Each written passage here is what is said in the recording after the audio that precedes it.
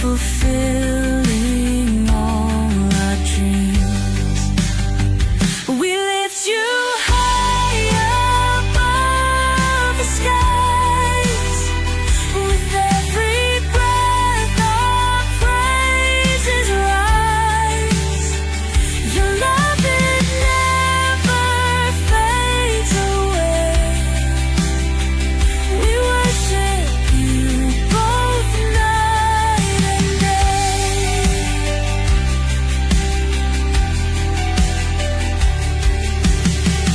Your name is power, life, and peace.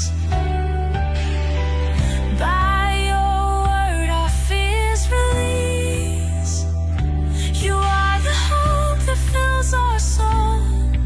In you we find our goal. We lift you high above the skies. With every breath our praises rise. Your love, it never fades away. We worship you both night and day.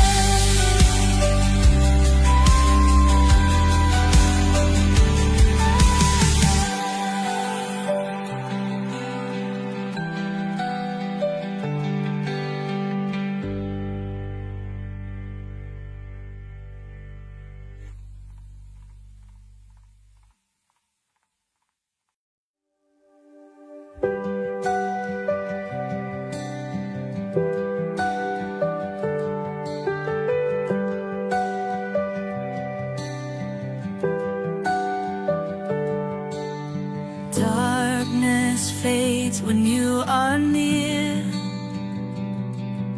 Your light breaks through our deepest fear. You make the broken heart rejoice. In you we find our voice. We lift you high above the skies. With every breath our praises rise.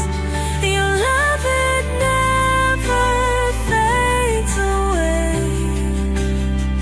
We worship you both night and day.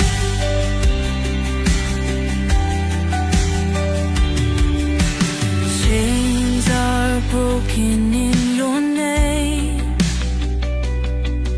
In you we are never the same. Your power flows like mighty streams, fulfilling all our dreams. We lift you high above the skies. With every breath our praises rise. Your love, it never fades away. We worship you both night and day.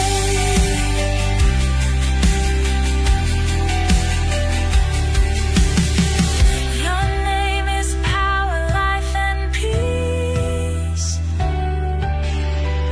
By your word our fears release. You are the hope that fills our soul. In you we find our goal. We lift you high above the skies. With every breath our praises rise. Your love,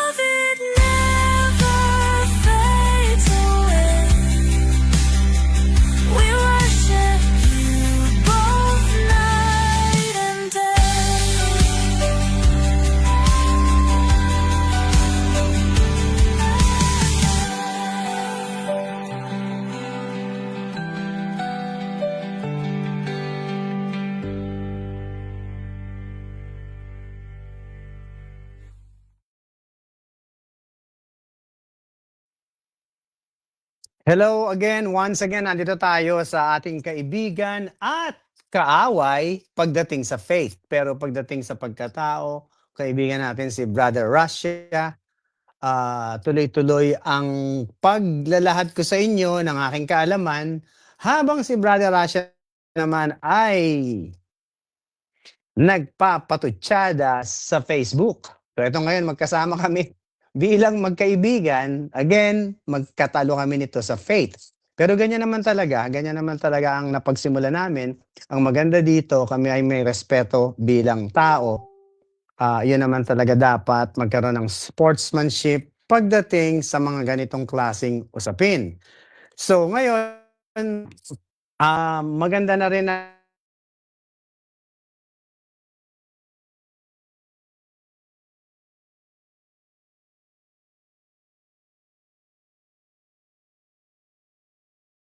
kahit ano ay mananaig pa rin yung mga nakikinig at sila pa rin ang makikinabang. Dahil hindi nabababa si Jesus Christ para itama ang isa't isa sa amin dalawa at gayon din naman yung ibang mga nagtuturo. So, sandali lang itong ibibigay ko sa inyo na common sense title na mai-apply ninyo sa mga nagtuturo sa inyo at sa inyo na ring sarili kung pinapatunayan nyo or sinasabi nyo na kailangan maging mabuti akong Christians para ako maligtas. Kailangan patunayan ko sa tao at kay Kristo na sinusunod ko para ako mapunta sa langit. So ang title nito ay ito, Faith from Your Works versus Faith in Jesus's Works. To simplify, maraming nagsasabi or nagtuturo sa inyo na kailangan nating sundin para maligtas. Kailangan nating sumunod sa mga magagandang gawa para tayo ay manatiling ligtas. Iyon yung tinatawag na pananampalataya ninyo na sa gawa niyong mabuti, kayo ay ligtas. Ulitin ko ha, faith from your works. Ibig sabihin, may pananampalataya kayo sa gawa ninyo na mabuti na ito ay sapat para kayo ay maging karapat-dapat sa langit. Yung kagaya ko naman ay pananampalataya ko sa ginawa ni Jesus Christ ang kaligtasan.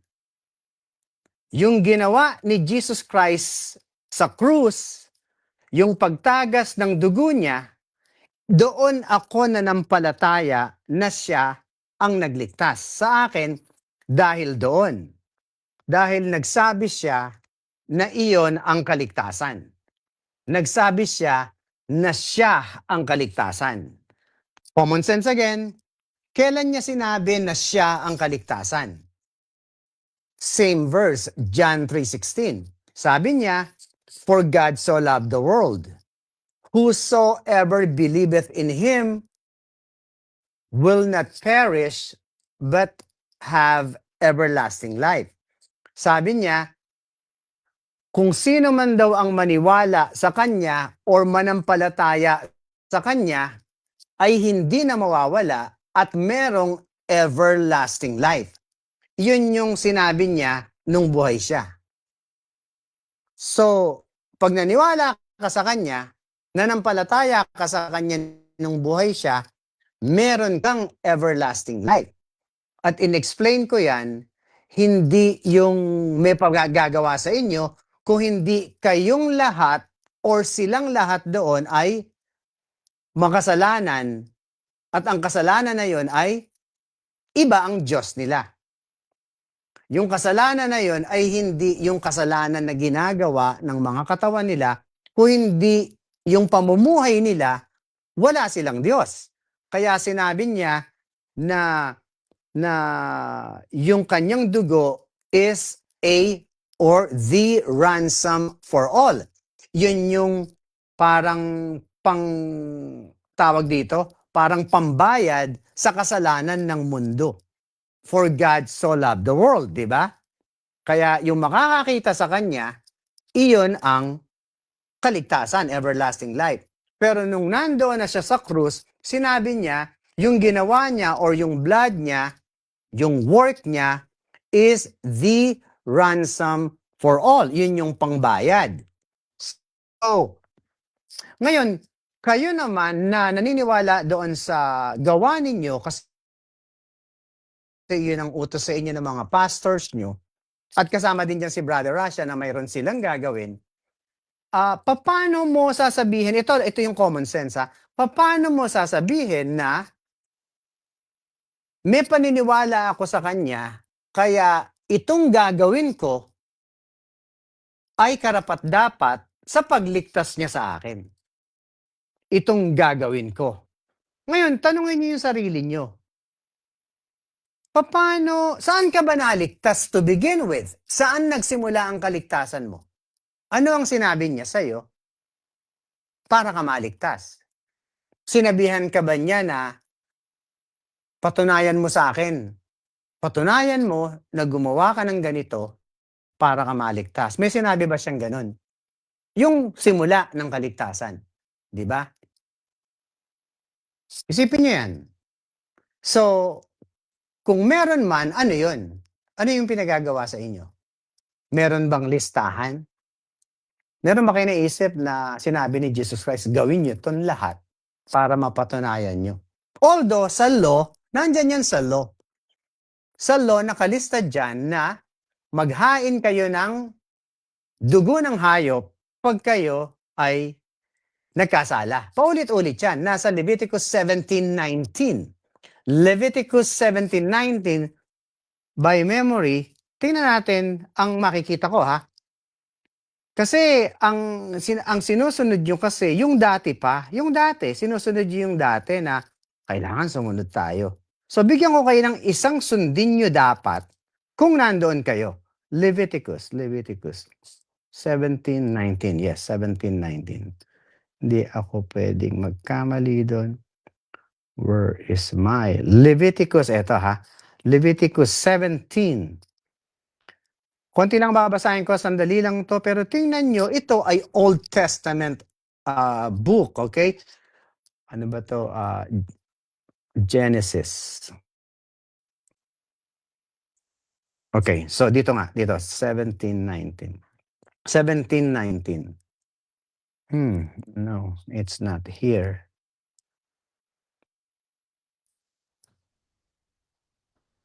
Saglit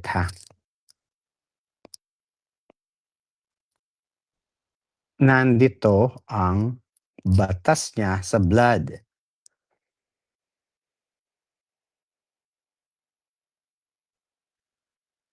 Wait lang.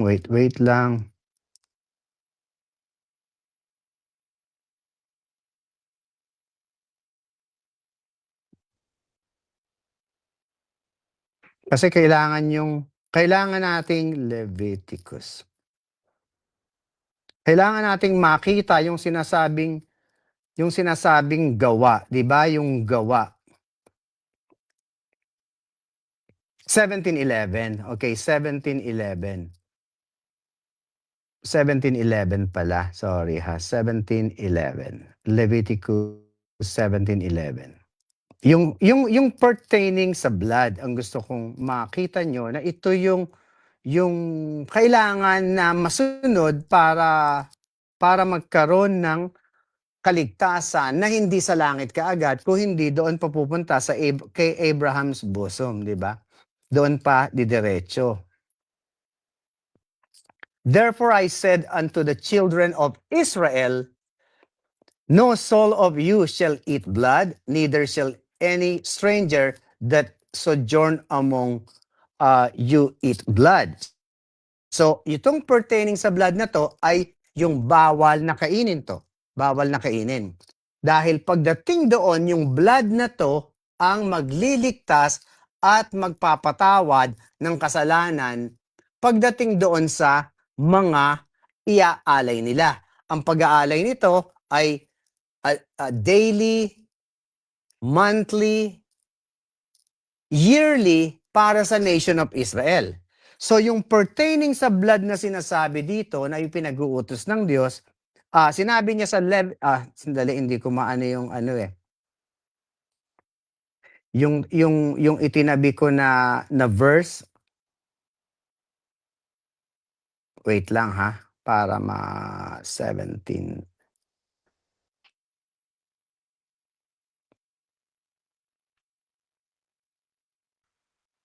Okay, give me 1 second. Saan ko ba na ilagay yung verse na yon?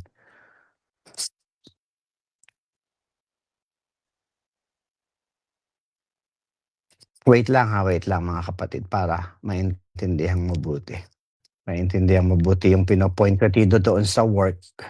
Leviticus.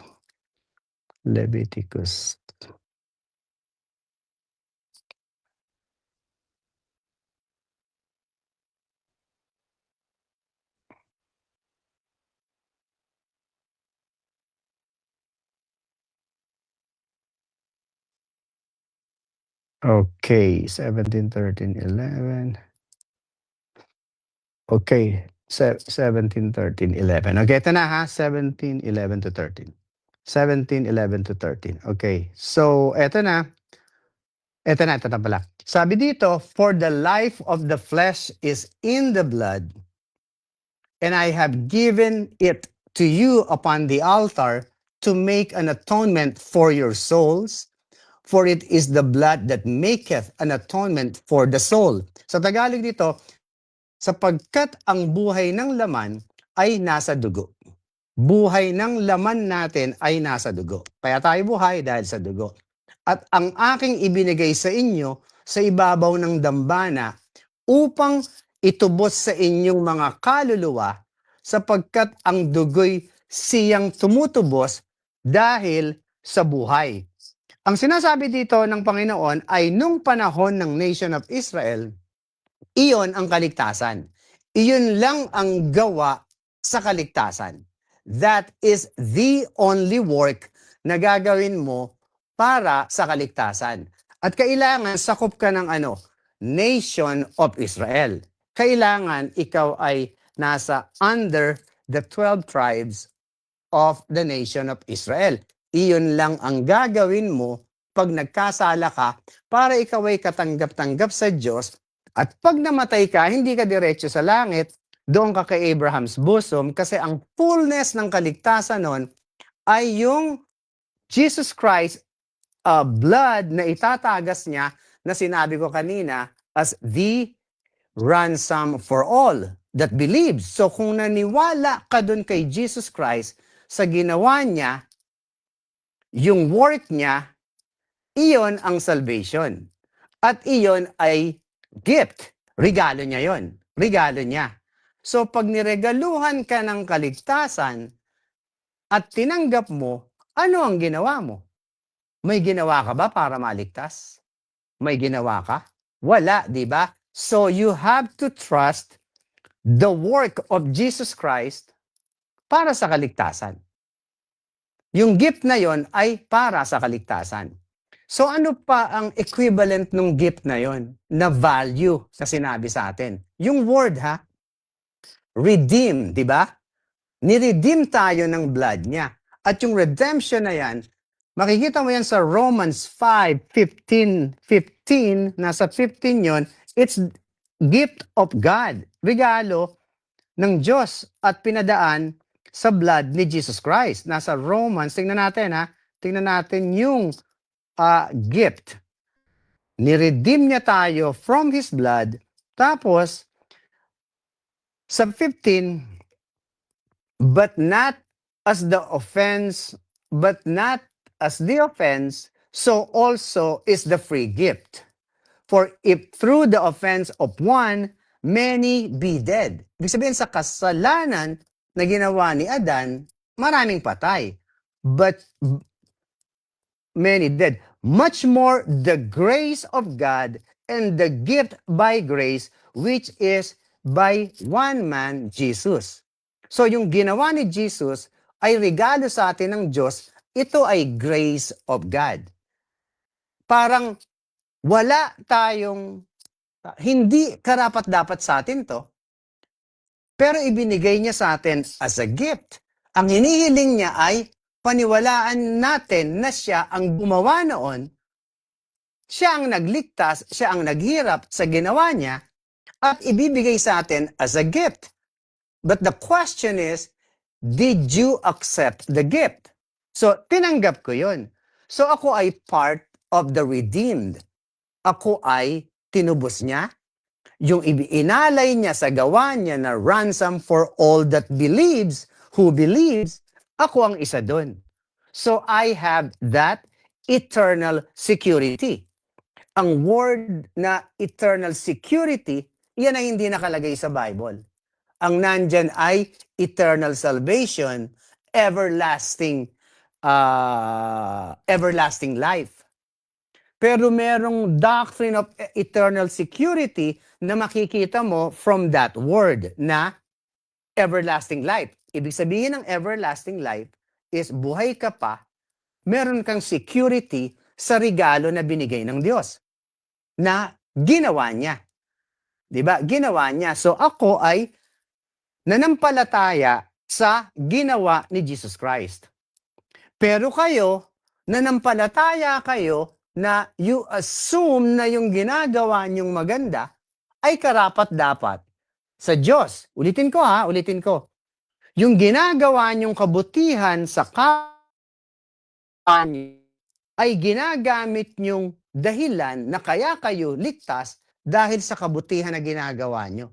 Hindi yan ang kaligtasan. Sana ma-realize nyo na to begin with, paano ka naligtas? Paano ka nagkaroon ng pananampalataya sa Diyos na ikaw ay ligtas? Paano? Saan ka nagkaroon ng pananampalataya? Doon ba sa ginawa niya muna? Na sinabi mo, Lord, naniniwala ako sa ginawa niyo. Tapos, nung sinabi mo yon, pero patutunayan ko sa iyo na may gagawin din akong maganda para ma-maintain ko. Sasabihin ko sa inyo, Lord, kayang-kaya ko to. 'Di ba? Yun ang nangyayari na ipinakikita nyo sa Panginoon. Yun ang nangyayari. So ano pa yung word na sinabi niya? Purchased, 'di ba? Purchased, binili ka. So, ang dalawang example diyan, 'di ba pagka ikaw ay yung sa redeem, 'di ba? Kalimitan sa redeem doon sa mga sanglaan, 'di ba? Pag nagsanla ka ng isang alahas, nasa kanila muna yon. Meron kang letter, di ba? Meron kang receipt or meron kang hard copy na hawak. Hawak mo yun. Pero iyon ay wala pang katunayan na sa'yo yun. Sa kanila muna yon, di ba? Pero pag ibinigay mo na yung receipt at ibinigay mo na yung work na pinagtrabahuhan mo na pera, kinuha mo na, ano ang gamit? Redeem, di ba? Ni-redeem mo na yon. Pag kinuha mo na yon, ikaw na ang may-ari nun. Hawak mo na yon. Kung maiwala mo yon, ikaw ang may kasalanan. Ikaw ang may kasalanan. Pero sa'yo yon. Ikaw. Ikaw may-ari eh. So, ganun ang ginawa sa akin ni Jesus Christ. Ni-redeem niya ako doon sa kasalanan na wala akong magagawa doon kung hindi niya ako i-redeem. So, anong ginamit niyang pang-redeem sa akin? Yung blood niya. So, ano ginawa ko? Wala, di ba? Siya ang nag-redeem, siya ang naghirap, siya ang gumawa. Nung nakita ko yung regalo ng Diyos na yun na kaligtasan, pumayag ako. Tinanggap ko na, Lord, thank you. Thank you sa pagligtas nyo, equivalent to my faith. Nung kinuha niya ako, siya na ang may-ari sa akin. Nung pag-aari na niya ako, paano ko pa sasabihin na, Lord, ayoko nang manampalataya sa inyo? Kasi iyon ang laging sinasabi ng ibang mga nagtuturo. Paano kung tumalikod sa pananampalataya? Paano kung ayaw ng sumunod? Ibig sabihin nun, hindi nyo naiintindihan yung tinanggap nyong kaligtasan. Ibig sabihin nun, hindi nyo naunawaan ang salitang redeem. na pag kinuha ka ng Panginoon, ikaw ang may pag-aari na ng buhay mo, ang Panginoon na. Kaya ang sabi niya, no man can pluck them away or can pluck you away out of my hands. Hawak kita eh. Ako ang may-ari sa'yo. At saka, Diyos ang may hawak sa'yo. Si Jesus ang may hawak sa'yo. Ano ang power mo para sabihin na, walang kwenta yung dugo mo. Tatalikuran ko yan. Wala na akong pananampalataya dyan. Ganun ba ka simple yun? Kahit sa literal common sense na pag tinubos mo yung alahas mo, ikaw na may-ari nun. Pag ninakaw sa'yo ng tao, ikaw pa rin ang may-ari nun. Ikaw pa rin ang may-ari. Sa'yo pa rin yun. Kahit na wala sa'yo yun, sa'yo pa rin yun. Kasi hindi mo naingatan, nanakaw sa'yo. Ngayon, ang may hawak sa akin ay ang Diyos. At ang sabi niya, walang makakaagaw sa'yo sa akin. No man. Kahit si Satanas, hindi ka maaagaw. So, iyon yung pinanampalatayanan kong kaligtasan. Kaya I have eternal security sa kaligtasan ko. Last one. Last one na to, yung salitang purchased. Binili, di ba? Binili. Yung pagkakabili, ginamit ang dugo niya. Maliwanag, di ba? Kaya, for by grace are ye saved through faith. It is not of yourself, di ba? It is the gift of God. Yung gift of God, sinabi sa 15. Pagdating sa 16, ng Romans 5:15, ito yung 16. And not as it was by one that sinned, so is the gift. For the judgment was by one to condemnation, but the free gift is of many offenses unto justification. Sinabi yung isa, condemn, kasalanan. Yung isa ay free gift, di ba? Sa Tagalog niyan, kunin ko sa Tagalog. Kasi kaya ako sinasabi yung gift para makita nyo na ang kaligtasan ay gift na kailangan lang nating panampalatayanan. It is not of yourself, it is the gift of God. For by grace are ye saved through faith. It is not of yourself, it is the gift of God. Ano yung sunod? Not of works na ipinagmamalaki nyo. It is not of works of yourself. It is the gift of God. For by grace are ye saved through faith. Ulitin ko ha. For by grace are ye saved through faith. It is not of yourself. It is the gift of God. Not of works. So no man should boast. Walang magmamalaki. Ibalik mo. Walang pwedeng magmalaki. Wala kayong gagawin. It is the gift of God. Di ba? Regalo yun. For by grace are ye saved through faith. Kahit pagbalik-balik ta rin mo yun, wala kayong gagawin. Bakit gusto nyo pang patunayan yung mga bagay na hindi nyo naman kayang patunayan? Di ba? So sa Tagalog, at ang kaloob ay hindi gaya ng nangyari sa pamamagitan ng isang nagkasala. Ang kaloob na to ay hindi sa pamamagitan ni Adan na nagkasala, yung isang nagkasala. Sapagkat ang kahatulan ay dumating sa isa sa ipagdurusa. Pagkasala ni Adan, nahatulan ng pagdurusa sa buong mundo, di ba? Ang dami. Datapwat ang kaloob na walang bayad, ay dumating sa maraming pagsuway sa ika-aaring ganap. Walang bayad ito, dumating to, walang bayad. All you have to do is believe. Paniwalaan mo yung gift. 17. For if by one man's offense, death reigned by one. For if by one man's offense, death reigned by one. Sa kasalanan ng isa, which is Adan, ay dumating ang kamatayan sa isa na yon.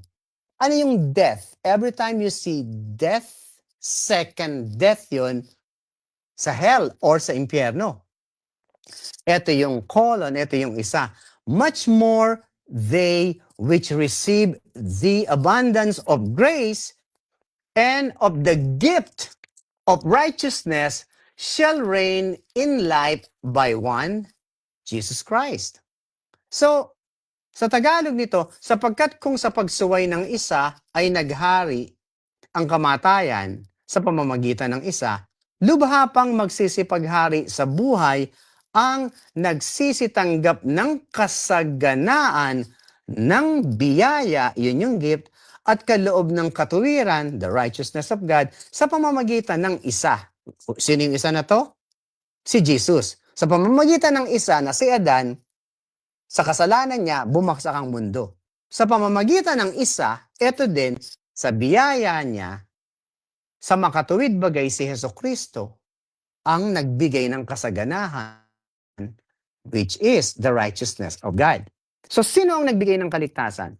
Sino ang gumawa ng kaligtasan? Sino ang nagregalo ng kaligtasan? God manifested in the flesh, di ba? Yun ang binigay sa atin. Sino gumawa ng lahat na yon? God manifested in the flesh. Sino ang nagbigay ng salvation na yun na regalo sa atin? God manifested in the flesh. So ano ang kondisyon niya para makuha natin ang kaligtasan sa panahon ngayon? Have faith so you can receive the gift. So ano ngayon ang gagawin mo bilang Kristiyano ngayon? Ano ngayon ang gagawin mo? May patutunayan ka ba na gano'n na, Lord, kayang-kaya ko to. Patutunayan ko na yung gagawin ko ay karapat-dapat. Kaya lang, okay, sige, patunayan mo.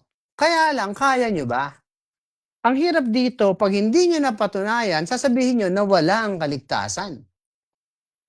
Ito nga ang lumalabas dito. Paano mawawala ang bagay na wala naman sa inyo? Di ba? Kasi ang tinanggap ko ay regalo ng Diyos na nasa akin at sinicure niya ako kasi siya may hawak sa akin. Siya ang may hawak sa akin, kaya ang sinasabi ko, meron akong eternal salvation, everlasting life, eternal security habang nabubuhay ako kasi ang pinanampalatayanan ko ay ang ginawa niya.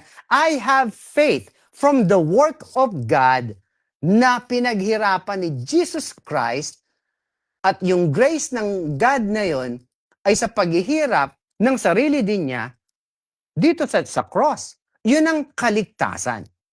So what did I do? Nothing. Sinabi lang niya, paniwalaan nyo na ito ang kaligtasan. So naniwala ako. Binigay ko yung puso ko na hindi ko kaya sa gawa ko. Pero kayo, sinasabi nyo sa gawa nyo. Pero kayo, sinasabi nyo, okay lang yun kasi pag nagkasala ko, He is faithful and just to forgive me. Patatawarin kayo pag nagkasala kasi nandun eh. Kaya sumunod tayo ng sumunod. Pagbutihin natin ang pagbutihin kasi magagalak ang Diyos. Tumulong tayo sa mga kapwa natin. Yan ang gusto ng Diyos. Magpakain tayo ng mga mahihirap. Dumalaw kayo sa mga may sakit. Tulungan natin ang mga balo at iyan ang kaligtasan. Kaya iyan ang gawin nyo. Pag ginawa nyo yan, ligtas kayo. Parang opposite nun, pag hindi nyo yan ginawa, hindi kayo ligtas. Ganun ba? Ganun ba? So, common sense tong ibinibigay ko, ha? Na 18. Therefore, as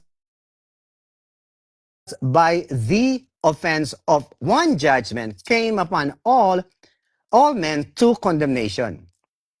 Even so, by the righteousness of one, the free gift came upon all men unto justification of life. Justification means pinawalang sala ang tao. Saan pinawalang sala? Sa pagiging walang Diyos. Sa pagiging ginodiyos niyo yung iba, so iyon yung kasalanan ng tao.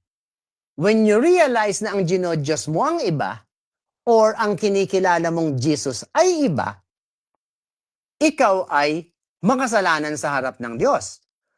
Pag nag-repent ka at na-realize mo na ito palang Jesus ang kailangan ko na to under the gospel of Paul, ito pala ang tama, so ang mangyayari doon ay ma-justify ka ng Panginoon. ang Tagalog ng justify ay pinabuti ka niya, pinawalan ka ng sala. So justification is kung ano man yung kasalanan mo, hindi na tinitingnan ng Diyos kung ano man yun, malinis ka na sa Kanya. Pinawalang sala ka na, malaya ka na, kumbaga sa kulungan, na-judge ka na malaya ka na. Ganon ang ibig sabihin ng justification at ito ay gift of God na paniniwalaan mo lang. Lang ha? Kaya ako sinabing lang kasi wala kang gagawin.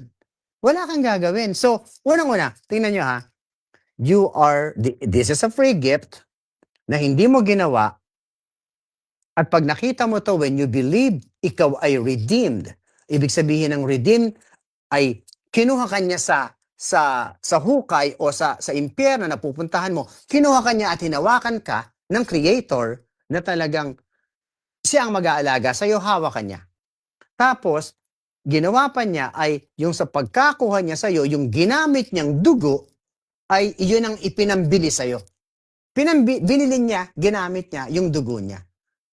Tapos ang ano noon, ang equivalent ng ginawa niya ay ito ay hindi mo deserve, kaya ang ginawa niya ay regalo ko to sa iyo. This is my gift to you. I received the gift na hindi ko ginawa. So ang equivalent nito is my faith, ang pananampalataya ko ay sa ginawa ni Jesus. Iyon ang ligtasan na nasa akin na hindi na mawawala.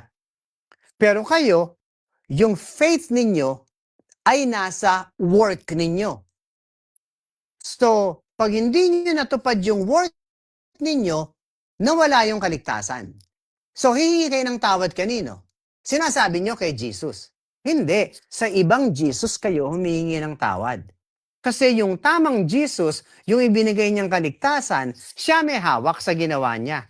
Yung tinatawag niyong Jesus, kung saan man yan, ang ipinasusunod sa inyo ay gumawa kayo at pag nagkamali kayo, humingi kayo ng tawad, patatawarin kayo. Pag nagkamali kayo, humingi kayo ng tawad kasi mawawala ang kaligtasan.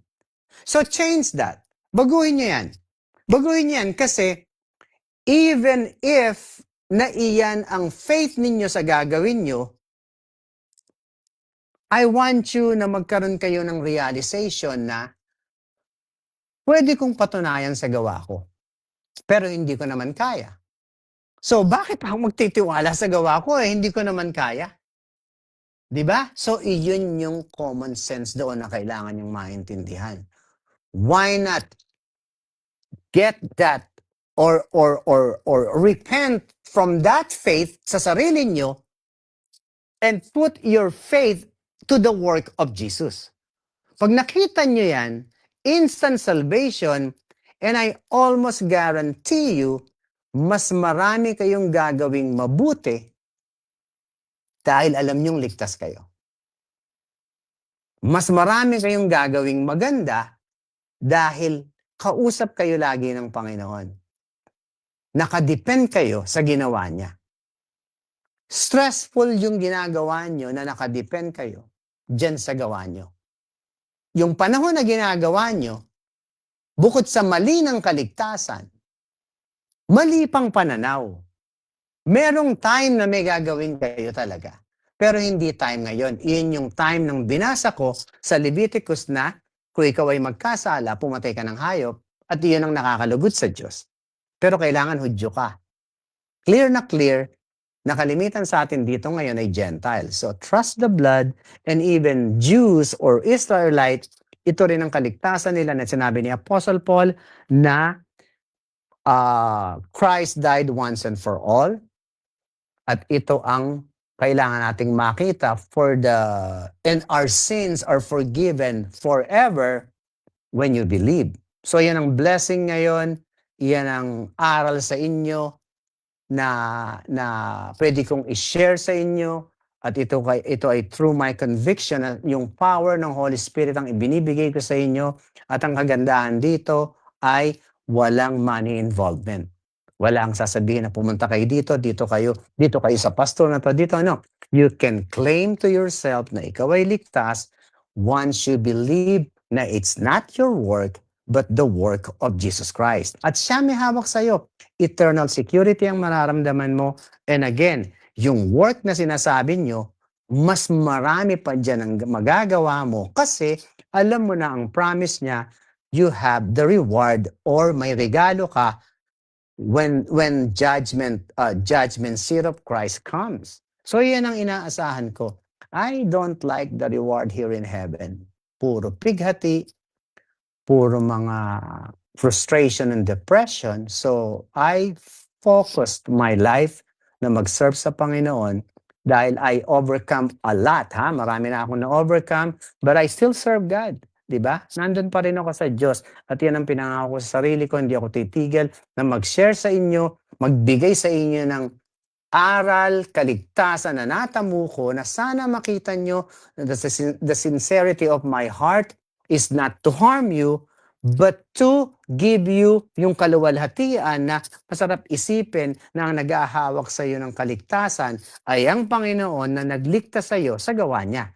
Okay? So, Pastor Nakut pa rin, brother and evangelist, nagpapasalamat sa inyo and may God bless us all, Brother Rasha. In Jesus' name, kung meron ng mga questions, let's get it on, Brother Rasha. Nagtagal din pala ako. Sorry. Na nagkaroon ako ng, alam mo, minsan talaga, akala ko 15 minutes, 20 minutes, pero hopefully naging message of ano sa inyo, kaluwalhatian, at ma-compare and contrast ninyo yung mga bagay na sinabi ko pagdating dun sa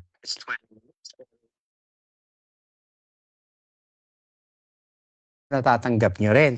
So, sige bro, mag-shout out tayo and then get few questions siguro mga, tingnan natin, mga 15 minutes questions and then let's see. Okay, shoutout muna mga kapatid sa ating nasa live. Nandyan si Emmy Alfonso, syempre lagi ayan nanonood. Ayan, at laging kumukumbinsi sa akin.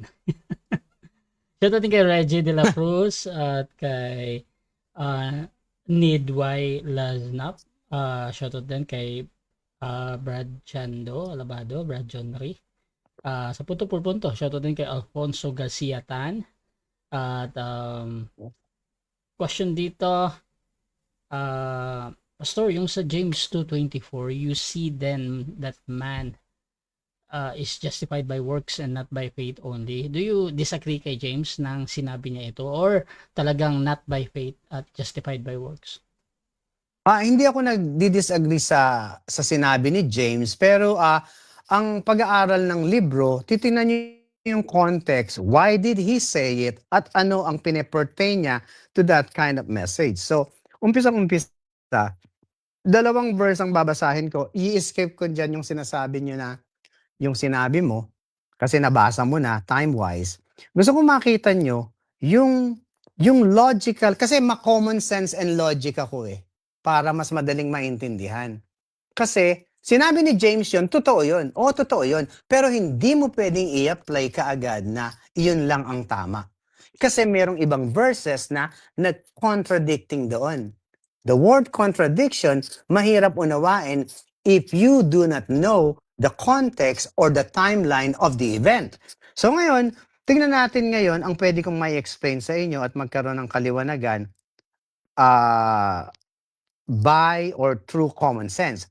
Unang-una, lahat silang mga apostles, may kanya-kanya silang binigyan ng destinasyon ng Panginoon. Apostle Peter and the rest of the apostles, yung 11 except Judas, ay go to the tribes, the lost sheep of the house of Israel. Yun ang turo sa kanila. Turo sa kanila yon, na doon sila pumunta. Now, while Jesus is preaching, ito ay sinabi rin niya na yung turo ni Christ ay maging mabuti ka, maging matulungin ka, kasi yun naman ang purpose ng 10% is tumulong. So, ito ang ibig sabihin ng James. James, a servant of God and of the Lord Jesus Christ, to the 12 tribes which are scattered abroad, greeting. So itong message ni James ay sa 12 tribes of Israel at ito ay ang sermon ng pagiging tunay na Christians. Ulitin ko ha, ang sermon dito ay nagbibigay siya ng message na Christian ba talaga kayo? Parang hindi kayo Christian. Common sense and logic itong binibigay ko sa inyo ha, at bibigyan ko ng verse. Kunyari pa kayong ganyan, eto may nangangailangan, hindi naman kayo tumutulong. Hindi nyo ba naiintindihan yung mga pananampalataya na sa inyo, pag walang gawa, ay patay? Yung mga faith without work is dead, di ba? Iyon yung mga sinasabi. Tapos binigyang example si Abraham. Si Abraham nga, kita mo, justified by works, di ba? Abraham believed God and then later on, justified by works. Even Abraham gumawa, di ba? Pero kayo, di ba? Pero kung titingnan mo yung sinasabi ni James, nagme-message siya na we need to work. Kasi kung yan ang gagawin nyo, parang baliwala ang faith nyo. Baliwala kung walang gawa. Yun yung lumalabas sa question na to at iyon din ang ine-express ng pastors ninyo. Hindi nyo nakikita yung sense na ito ay sermon of are you really a believer? Okay, now, isang verse lang, babaksak yan sa sarcasm ni James.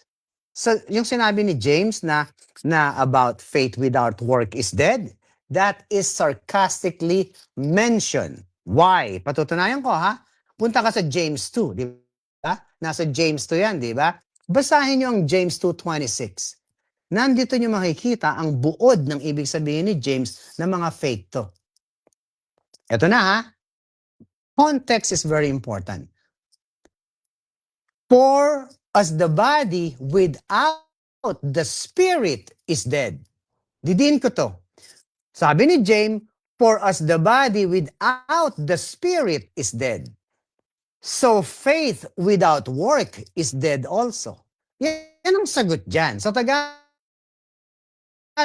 sapagkat kung paanong ang katawan na walang espiritu ay patay, ay gayon din ang pananampalataya na walang mga gaway patay.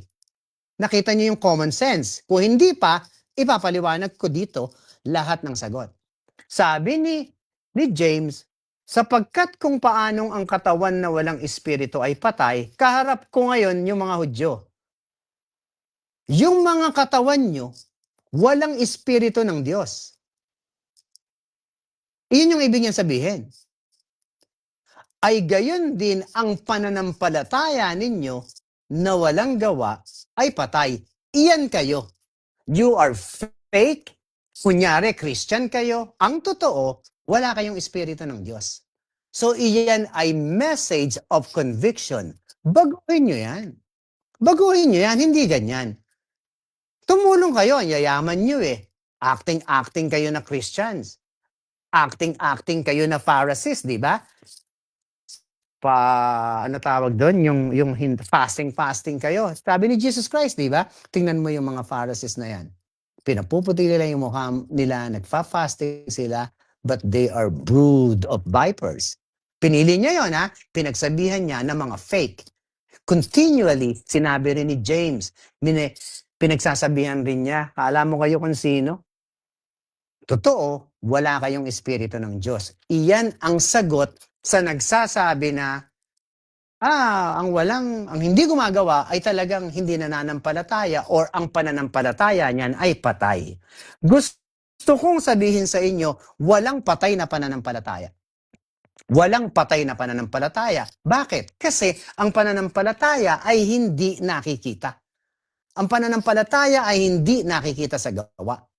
Pero may mga patay na gawa ang mananampalataya. Ako, mananampalataya ako.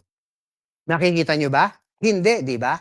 Pag nakita nyo gumawa ako ng maganda, akala nyo ang gawa na yon ay galing sa pananampalataya. Yan ang iniisip nyo. Pag gumawa ako ng pangit, iniisip nyo, ay hindi maganda pananampalataya. Yan. Mali kayo doon, huwag ganun. May mga tao na ligtas, adik pa rin. Pinaglalabanan yon. So pag hinusgahan nyo yung gawa, ng mananampalataya na kagaya ko, masasabi nyo, patay ang pananampalataya ko. Huwag niyo isipin yan. Patay ang gawa na yon ng mananampalataya. Kailangan baguhin niya yon. Ulitin ko ha, walang patay na pananampalataya. Pero ang mananampalataya, maraming patay na gawa. Ha?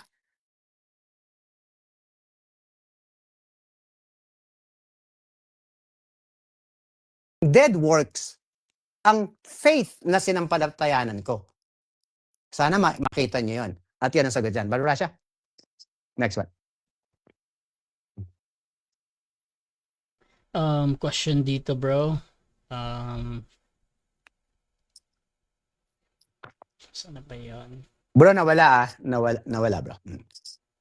If works are unnecessary, why did Jesus say in Matthew 7:21 that only those who do the Father's will enter the kingdom? Okay, again ha, misconception, misunderstanding, lagi ko na itong ipinapaliwanag at si Brother Rasha din, alam na lagi ko itong sinasabi. Father's will, di ba? Ang sabi na if works is what, Brother Rasha? If works is ano daw? Sa Matthew 21. Kung unnecessary okay, daw ano yung sabi works. niya? Kung unnecessary daw yung works, bakit daw, Okay. English to eh, bakit daw Jesus say in Matthew 7:21 that only those who do the Father's will enter the kingdom? Okay, only do the Father's will. What is the Father's will? Is that work? Diba? Is that work? Yung sinasabi ba ng Father's will ay work? Sa Tagalog nito, hindi ang bawat nagsasabi sa akin ng Panginoon, Panginoon, ito ay future event, ay papasok sa kaharian ng langit, kundi ang gumaganap ng kalooban ng aking Ama na nasa langit. But he that doeth the will of my Father which is in heaven. So sinasabi nyo, itong will or kalooban ng Diyos ay work, gawa. Saan nyo nakuha yung aral na yon? So ibibigay ko sa inyo yung ngayon kung ano ang will of the Father. Okay? Sinabi nito verbally mismo ni Jesus Christ. Ang will na to ay nasa John 6:40. John 6:40, okay? Tingnan natin ang John 6:40 para makita nyo kung ano yung will. Ito ba ay gumawa ka ng mabuti? Hindi. Sabi niya sa John 6:40, and, saan ba yun? And this is the will of Him. Ito. And this is the will of Him that sent me. Sa Tagalog, sapagkat ito ang kalooban ng aking Ama. Anong sinabi? Hindi lahat ng nagsasabi sa akin ng Panginoon, Panginoon ay mapupunta sa kaharian ng Diyos. Kung hindi ang gumagawa ng kalooban ng aking Ama na nasa langit. Sa English, he that doeth the will of the Father will enter the kingdom of heaven. Sabi niya, and this is the will of him that sent me, that everyone which seeth the Son and believeth on him may have everlasting life, and I will raise him up at the last day. At sapagkat ito ang kalooban ng aking Ama na ang bawat nakakakita sa anak at sa kanya'y manampalataya or sumampalataya ay magkaroon ng walang hanggang buhay at akin siyang ibabangon sa huling araw. So, saan nyo nakita yung work doon? Saan nyo nakita yung gumawa ng mabuti? Ang kalooban pala ay manampalataya sa kanya. John 3:16. Pag sumampalataya ka sa pinadala ng Diyos, yun pala ang will of the Father. Yun pala yung kalooban ng Diyos na you will not perish. So, to continue sa 21, ito yung mga good works na ginawa nila. Good works, di ba? Sabi nyo, nakaka-bless lang kasi sa nagtanong na to, ay maraming ibang tao na mabe-bless kasi na-i-explain ko sa inyo ang will of the Father is not your good works. Nadinig nyo yan. Huwag nyong palagpasin. Nadinig nyo, binasa ko, na ang will of the Father pala o yung kalooban pala ng Diyos is not good works. Why? Ito yung good works na sinabi nyo na ginagawa nyo. Tingnan nyo kung paano or ano ang ginawa ni Jesus kung saan niya sinabi na hindi niya kilala ang good works ng tao. 21 or 22. Many, kaduktong to ng 21 ha. Many will say to me in that day, maraming magsasabi sa akin sa araw na yon, Lord, Lord, have we not prophesied in thy name? Sa Tagalog, Panginoon, Panginoon, hindi baga nagsipanghula kami sa inyong pangalan? Is that a good work? The answer is yes. Why? Kasi nanghula kami in Jesus' name. Sino example nito? UPC, United Pentecostal Church, JIL, kung ano-ano pa, Mormons, SDA, siya daw ay tinawag na prophetess, di ba? Nanghuhula sila. Kanino? Kaninong name? In Jesus' name. Kung nandyan kayo, that is good work, di ba? Na ginawa ng nagtuturo sa inyo. Ano pang good work? And in thy name have cast out devils.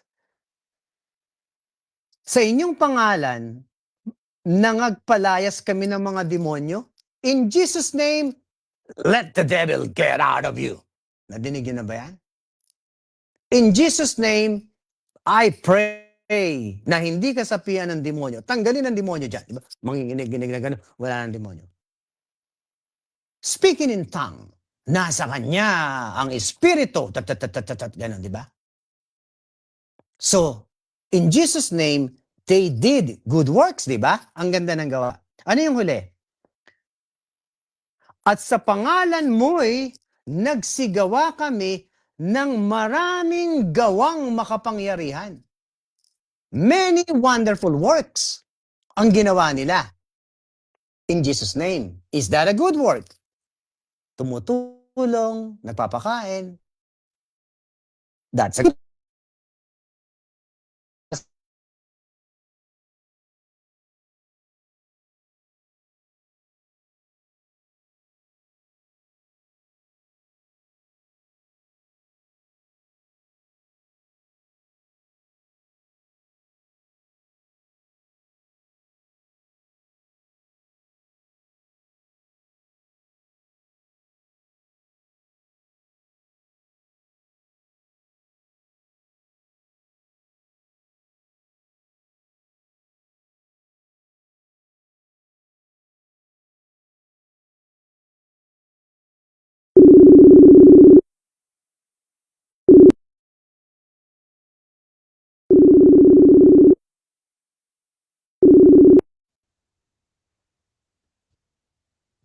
Bro, naputol. Okay, ulitin ko. Sinabi ng Panginoon sa sobrang ganda-ganda ng mga gawa na to, ito ang sasabihin ko sa kanila. Sa panahon na yon, darating yon at kung magkagayoy, ipapahayag ko sa kanila, kailan may hindi ko kayo nangakilala, magsilayo kayo sa akin, kayong manggagawa ng katampalasanan. So yung mga good work na ipinagmamalaki nyo sa Diyos na gagawin nyo, katampalasanan daw yan. Maganda yon ha?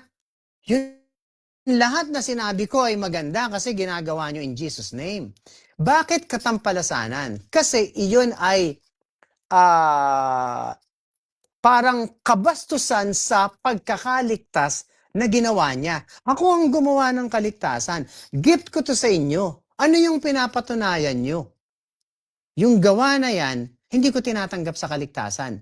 Dahil yung paghihirap ko, yun ang grace na regalo ko sa inyo na walang gawa. So pag iyan ang inyong ginagawa para sa kaligtasan, baguhin nyo. Baguhin nyo dahil hindi talaga iyan. Bro, questions again? Question dito. Pakilinaw po, ang OSAS ba ay nagtuturo ba gumawa pa ng masama o ng mabuti? Sabi ni Emmy Alfonso. Yung OSAS, once saved, always saved, ay nagtuturo ba na gumawa pa ng masama? O mabuti? O mabuti, oo. Ang OSAS or once saved, always saved, once you trust the gift of God and have faith on that, you are always saved. So nagtuturo ba ito na gumawa ng masama? The answer is no. Ang itinuturo ng once saved, always saved sa faith in the blood of Jesus Christ na gift niya ay pinakikita sa tao na kahit ano gawin yung pagmamabuti or pagiging holy, tayo ay makasalanan pa rin. So, ibig sabihin, pinapakita ng may eternal security na once saved, always saved na dinodoktrina sa tao, iniiwas kayo sa mga nagsasabi sa inyo na kaya niyong patunayan. Pag kayo nagkamali, mag-repent kayo, magsisi kayo. Hindi namin sinasabi na okay lang magkasala, Sister Emmy. Hindi namin sinasabi yan.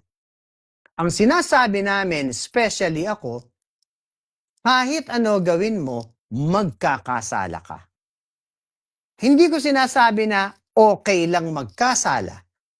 Kahit ano gawin mo, magkakasala ka. So ano ang pinakikita ko dito?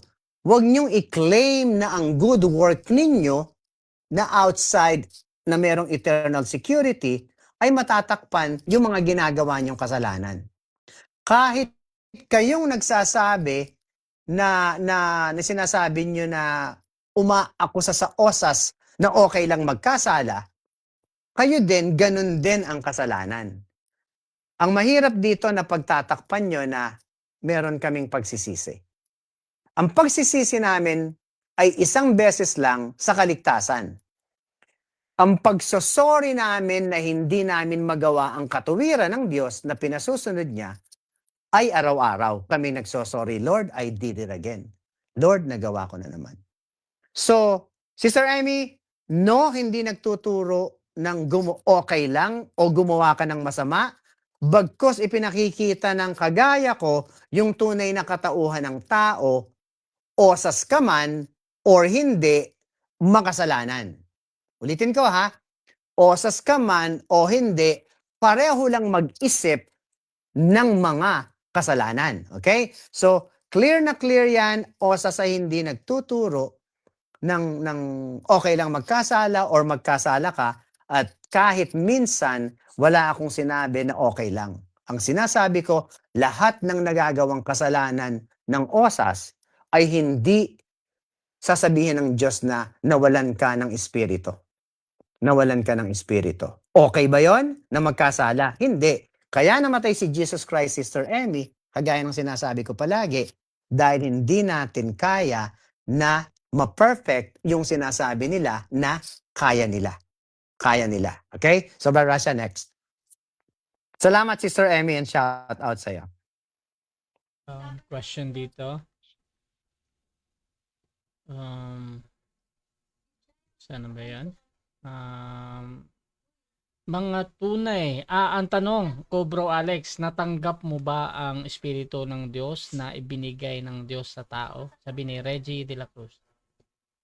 Yes, the answer is yes. So, ang pagtanggap ng Espiritu Santo ay makikita mo yan sa gospel ni Apostle Paul na ito ay misteryo. Misteryo ito sa Ephesians 3, 1-6 na that the Gentiles should be fellow heir and partakers of the same body by the gospel. Partaker of the same body by the gospel mystery that the Gentile ay tagapagmana rin ng kaligtasan at ito ay revealed kay Apostle Paul. So natanggap ko ba ang tamang espiritu or espiritu ng Diyos? Yes, selyado ako. Kasi ang kaligtasan ngayon ay gospel of salvation na nasa 1 Corinthians 15, 1-4 na itong gospel na to ay ligtas ka. At ang importance dito ay that how that Jesus Christ died for our sins. He was buried, rose again, at iyon ang espiritu na sinabi niya sa Ephesians 1:13 na ano ba tong verse na to? Nasa ulo ko to palagi. when you believe, you are sealed with the Holy Spirit of promise. Basahin natin ha, kasi nawala sa ulo ko. Sabi niya dito, Ephesians 1:13, sabi niya dito, ay eto ang tamang espiritu at sana hindi ibang espiritu ang matanggap nyo sa wrong Jesus. In whom you also trusted, after that you heard the word of truth, the gospel of your salvation, ang magandang balita ng kaligtasan, in whom also after that you believed, you were sealed with the Holy Spirit of promise. They use the word promise kasi ito yung promise kay Abraham, na darating ang promise, which is the Son, na papatayin, which is after the redemption or resurrection, bibigyan tayo ng Espiritu ng Diyos. Na sa Kaniya kayo rin naman, pagkarinig ng aral ng katotohanan, ng ebanghelyo ng inyong kaligtasan, the gospel of salvation, na sa Kaniya rin naman mula nang kayo'y magsisampalataya, ay kayo'y tinatakan ng Espiritu Santo na ipinangako from Abraham. Kaya pag pumunta sa Galatians 1:8 and 9, na ang word ni Apostle Paul doon ay, if any man or an angel preach any other gospel than we preach, let them be accursed. Isumpa nyo daw. At inulit pa niya yan sa susunod na verse. Kasi merong tinatawag na everlasting gospel. Merong tinatawag na everlasting gospel na hindi natin panahon ngayon. Kaya sinasabi ko, merong kingdom gospel, merong gospel of salvation na dala ni Apostle Paul ngayon. Kingdom gospel ay kay Jesus nung buhay siya. Gospel of salvation ay under the blood kay Apostle Paul. At merong tinatawag na everlasting gospel na hindi natin panahon. Kaya nabanggit ni Paul na if any man or an angel preach any other gospel than I or we preach, kasama niya mga apostle, isumpa niyo yan. Let them be accursed. Sino ang pinatatamaan na religion ngayon? Si Manalo, hindi ba? Bumabang angel daw para mag-preach sa malayong silangan, which is far east. So, bibigay ko sa inyo yung verse dito. Sa Revelation 14:6, nandoon yung angel, if I am not mistaken. Sana hindi mali. Ito. Revelation 14:6. Remember, hindi na ito ang time natin. Ibang gospel to. Ibang good news sa panahon na yun.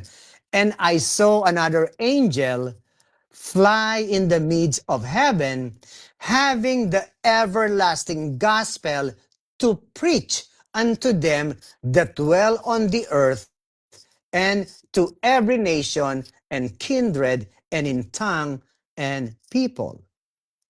7, saying with a loud voice, fear God and give glory to him, for the hour of his judgment is come, and worship him that made heaven and earth, and the sea, and the fountains of waters. Fear God, sabi. Everlasting gospel na dala ng angels. Fear God. Pero si Jesus Christ, nung ibinigay kay Apostle Paul, in me, sabi ni Jesus Christ, in me. Basahin ko na.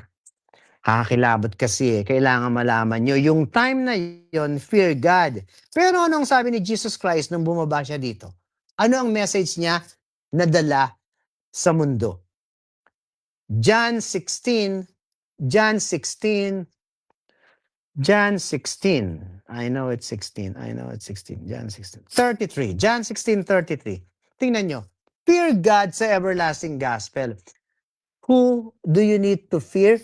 God. That is Jesus also, na God na siya, umakyat na siya sa langit nun. Okay? Umakyat na siya sa langit. He was the one who died, who lived, died, and alive forevermore. Siya yun. Siya yung nandun. John 16, nung flesh pa siya, eto ang sabi niya.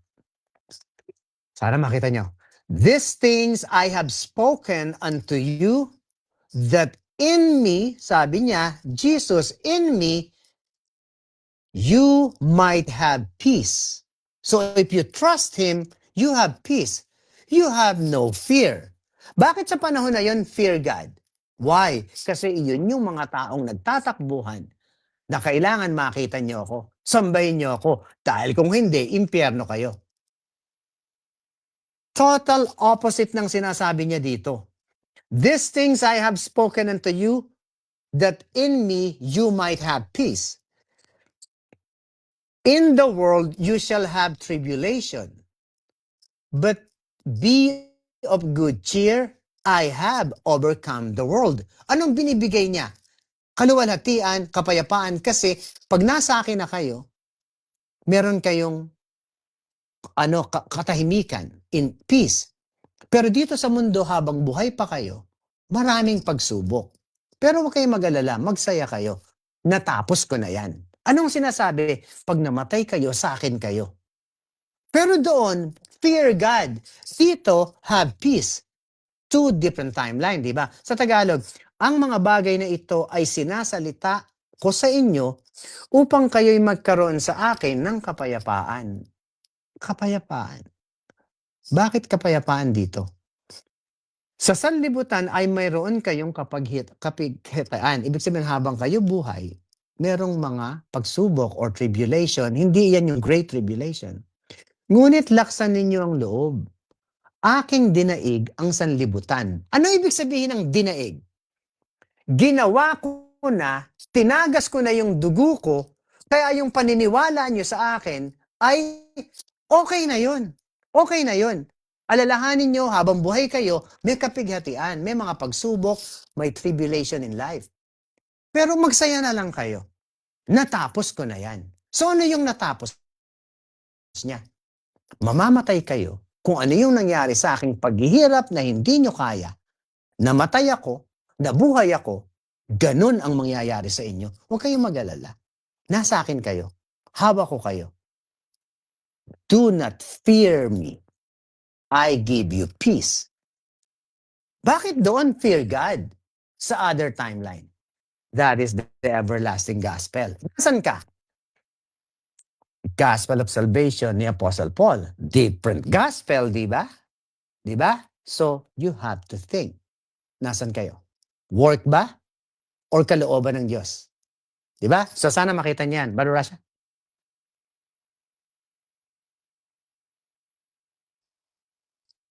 Okay. At dito tayo sa kay Nevi Laznap. Common sense din, Pastor. Mateo 24:13, ang magtiis hanggang wakas ay siyang maliligtas. 1 Corinthians 15 verse 2, sa pamagitan nito ay naligtas kayo kung matatag ninyong pinanghahawakan ang ebanghelyo. Hebrew 3:14, kung panghahawakan nating matatag hanggang wakas ang ating pagtitiwala, pagkatapos maaari mong itanong kung imposible nang mawala ang kaligtasan, bakit paulit-ulit na nagbabala ang mga apostol laban sa pagtalikod sa pananampalataya? Okay, unahin ko muna yung sa Hebreo. Laban sa pagtalikod sa pananampalataya. Okay, sa Hebreo or Hebrews, iyan ay sinulat din ni Apostle Paul. From Romans to Philemon, bumasa ka ng Korinto, kung iyan man sinasabi mo. Ang message diyan na ingatan at pakatatagan yung hawakan, iyan ay message of rewards at message of makita yung sa pagkatao nila, yung mga Christians. Hindi nawala ang salvation dyan, Brad. Hindi nawawala. By context, ha? By context. Iyon yung sa Korinto. Yung sa Hebreo naman, yung sa pagtalikod, winarningan ni Apostle Paul. Romans to Philemon, hindi nawawala ang kaligtasan. I challenge everybody, book by book, verse by verse, chapter by chapter. If you know the context, hindi kayo lalaban. Or, kung hindi nyo alam ang context, lalaban kayo. Pero I guarantee you, mapapahiya kayo dahil ako ang pinag-aralan ko ay context, not a verse or a few verses. Binasa ko bakit sinabi to. Parang iba So, babasahin ko lahat ang buong pagkakasabi. Kaya kung maiintindihan, yun ang tinatawag na context, the value of the book. Bakit sinulat? Kanino sinusulat? That's how I understand and that's how I studied for decades in my life yung salita ng Diyos. So ngayon, pagdating sa Hebrews, sinulat din ni Apostle Paul yan at dyan nawawala ang kaligtasan. Kaya sabi niya, yung mga tumatalikod dito, walang kaligtasan, iyon yung tumanggap ng mark of the beast na binanggit niya sa Hebrews 6 o binanggit niya to sa Hebrews 10:26. If you sin willfully, no more sacrifice for sins. Pag sinadya niyo daw ang kasalanan, walang hain pa, walang sakripisyo o dugo na tutubo sa inyo. Kasi iyan ay outside Christianity. Wala nang Christian. So sabi niya, pag tumalikod kayo at sinadya niyo yung kasalanan at tinanggap niyo yung mark of the beast, hindi niyo na kayang baguhin to dahil wala ng blood. So huwag niyong gagawin to. Huwag. Pag ginawa niyo yan, pag tumalikod kayo dito at may tatak na kayo, you cannot undo it, you cannot renew it kahit ano gawin niyo or unto repentance. You cannot change it. Iyon yung value ng Hebrews, di ba? Pero ngayon, subukan niyong magkasala. Subukan niyo. Ibig kong sabihin na subukan niyo, if there is a time, hopefully not, na dumating yung time na may mangyari sa inyong kasalanan na hindi niyo sinasadya na nagawa niyo, na iyon ay nakapatay ng gahasa or anuman, once you get in the jail, I almost 100% guarantee you, pag humingi ka ng tawad sa Diyos na, Lord, pasensya na po kayo, kaya ako napatay, kaya ako na-rape, yung mga dahilan na sasabihin mo, patatawarin ka. Why? Kasi you are under the blood sacrifice pa rin. Nandito pa rin. Kahit ano, kaya niyang patawarin. At kung ako naman yung pastor na nakapatay at naka-rape at nanggahasa at nang molestya, ang sagot dyan ay hindi patawarin niyo ako or ang approach sa Panginoon, sa ligtas ang approach sa Panginoon ay hindi patawarin niyo ako kasi nawala ang kaligtasan. Kung hindi, Lord, pasensya na kayo. Sa kalasingan ko, sa gamit ko ang drugs or kung ano-anong mga ganun po ang nagawa ko. Lord, pipilitin ko na po na hindi maulit yung mga bagay na ganun. Hindi ako iniwan ng Diyos. Hindi ako iniwan ng Diyos na umalis ako kasi naka-rape ka. Hindi ko sinasabing okay, mang-rape. Ang sinasabi ko, lahat ng kasalanan sa mundo ay posibleng mangyari, even Apostle Paul admitted dyan. Sabi niya, eto ako, every day, sinasabi niya na nasa akin ang law of God, which I always cherish. Pag sinusunod ko yun, na naliligayahan ang law of God. Pero nasa akin pa rin ang law of sin. Yung katawan, nasa akin pa rin yung law of sin. So, kaya every time I do good, evil is present with me. Kasi nandoon ang law of sin. Thank God, every time I do sin or kasalanan, it's not I that do it, but the sin dwelleth in me. Ibig sabihin, nakatira sa atin. Nasa atin yan. All we have to do sa advice ni Paul or doctrinal message niya, lean toward the Spirit or the law of God para matabunan mo yung flesh. However, pagka panginginom, kung ano-anong kalasuan ang ginagawa mo, matatabunan mo yung Espiritu ng God, aangat ang fleshy deeds. Umalis ba ang God? Hindi. Nandyan lang. Kaya papatayin to ng Diyos para makuha na niya yung Espiritu na niligtas niya.